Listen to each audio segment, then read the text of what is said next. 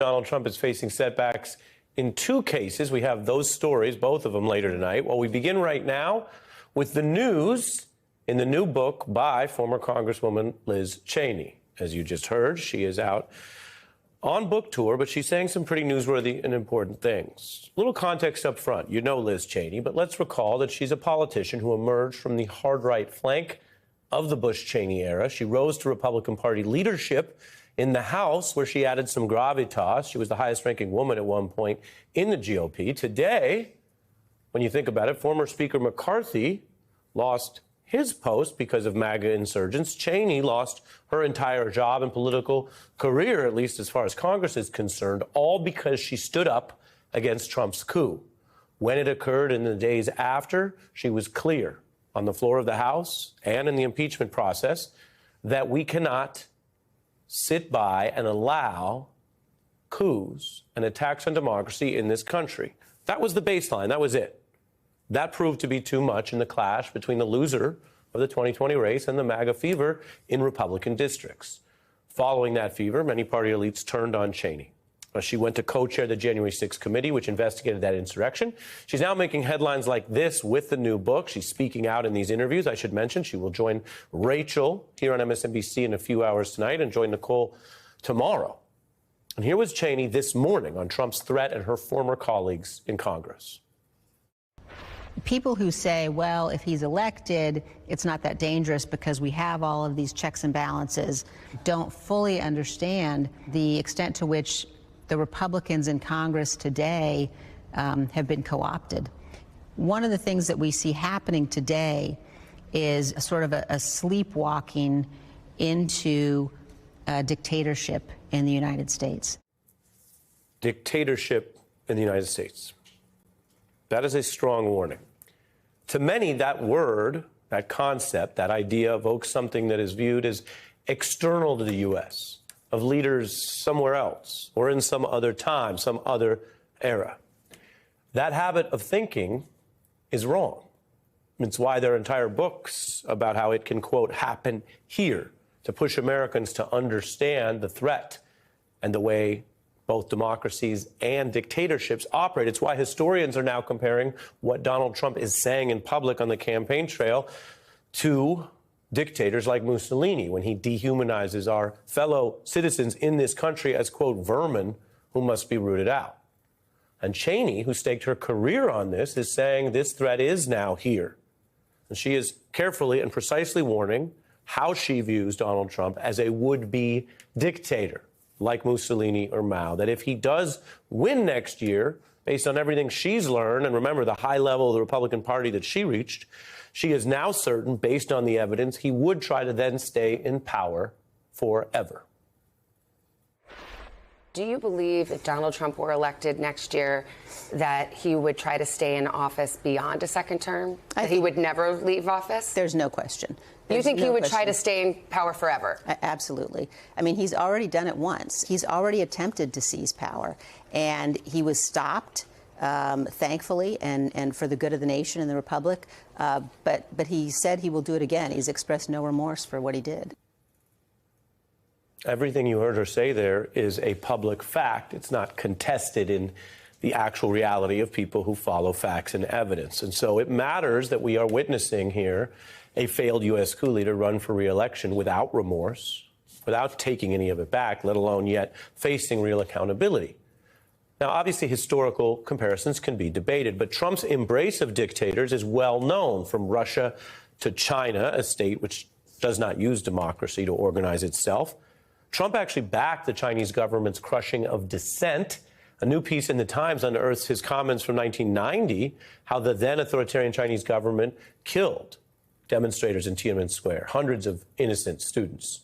Trump said that back then that the killings, which he was aware of, he said when the students poured into Tiananmen Square, the Chinese government was vicious, horrible, but they put it down with strength.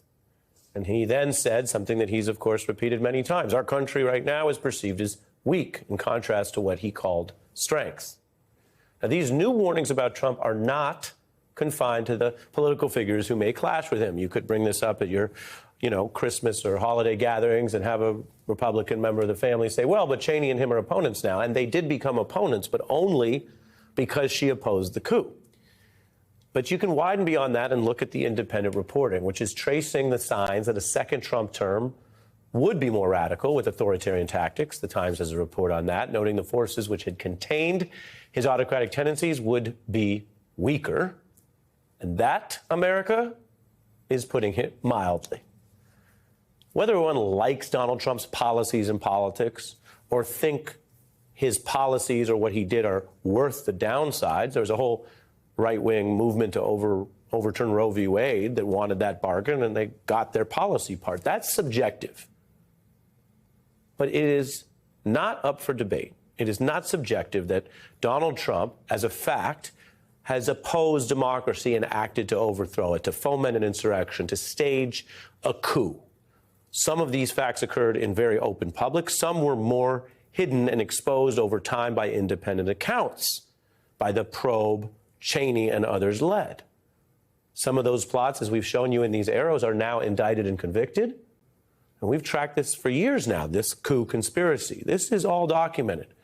Whether or not Donald Trump is convicted of coup-related crimes in March is a legal question, but the coup attempts, which other people have already been convicted of, are already facts. A second Trump term would be a life term in his mind. And we have the documented efforts, we have the facts and the public perception that matter here. So Cheney's stance may matter for the real world fact that people may listen to her more than they listen to some other sources.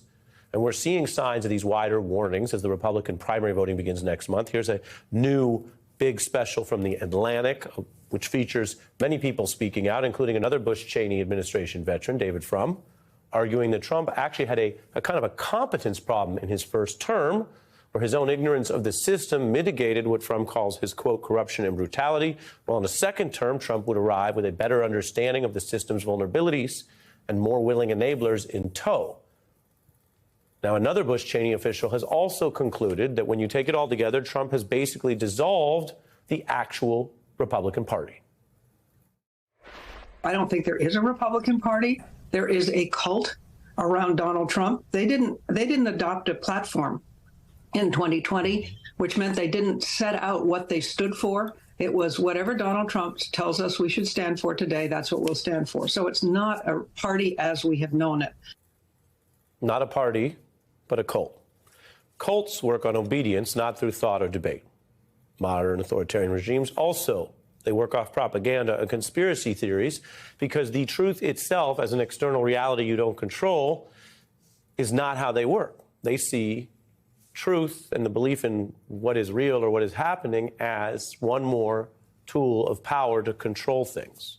Now, one more conservative leaning expert in this space, Robert Kagan, sounding the alarm that an American Trump dictatorship now looks increasingly inevitable.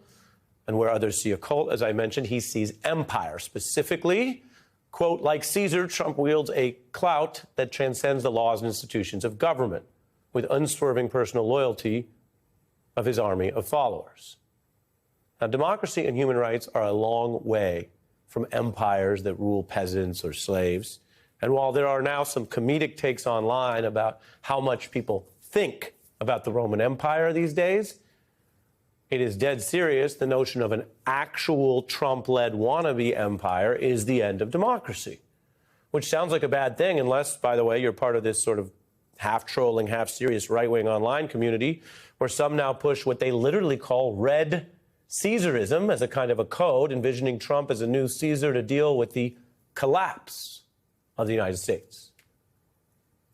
Now, in that conspiracy theory, collapse is just another doomsday word which assumes the end of democracy that they actually want to enact, just as they went, some of them, to storm the Capitol, just as some of them are now in prison for that. Collapse is a passive word.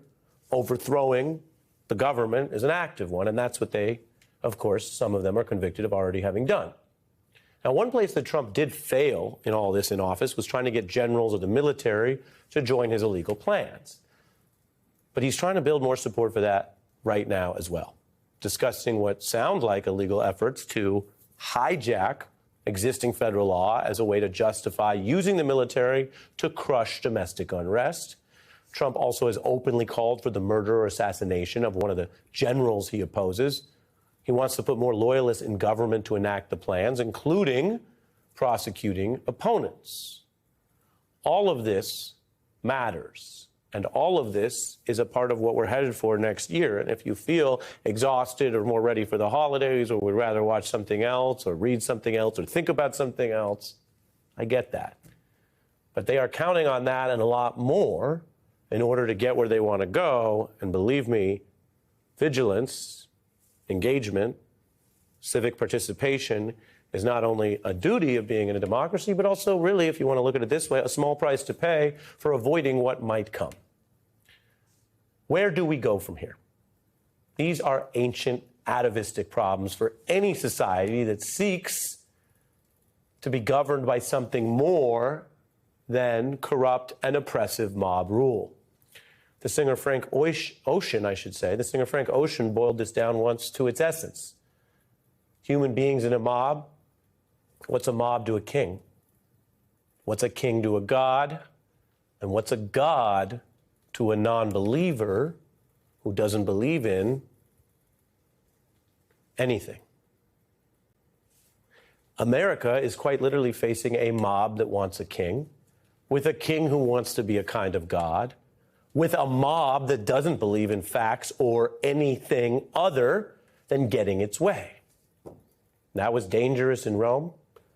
It's dangerous if you face that kind of non-believer in the Colosseum.